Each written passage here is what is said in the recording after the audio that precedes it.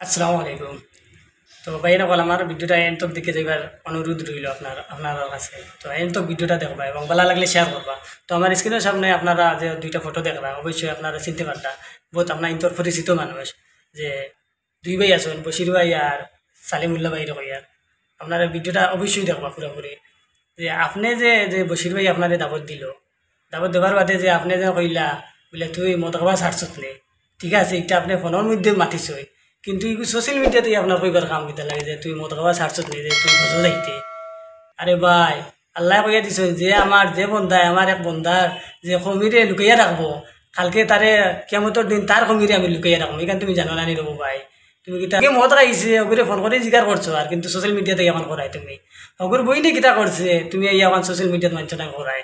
এটা আল্লাহ আসতে বাদ দেও আর বেটার লাগে দোয়া করো। আপনি জানো না এই কথা কান যে একজন মানুষরে যখন আল্লাহ 5 থেকে 6 থেকে 7 বার যখন একজন মানুষের আল্লাহ বালা মাজা মায়ার নজরে চাইব, হে আল্লাহর ঘর মসজিদের মধ্যে মাঝে যাইব।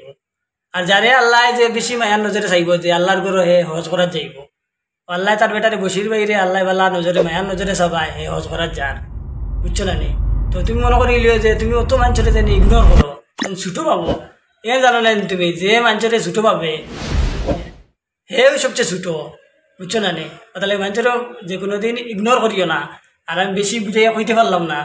আর কিছু বিয়ার সকলে আমার কিমান খারাপ পাইবা, হয়তো আমি খুব খারাপ লাগছে তার ভিডিওটা দেখি। মানে সেই যে অহংকারে করবো হে সবচেয়ে বেশি অহংকারের মধ্যে লিপ্ত থাকে, এখানে জানো না তুমি। তার লাগে আল্লাহ আসতে তারে দাবি দেওয়া ছাড়ো, হে হজ যাক, তার লগে দোয়া করো।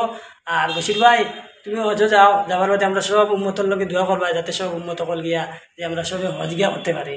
আর আপনারা ভালো থাকবা, সুস্থ থাকবা। আসসালামু আলাইকুম। Yeah.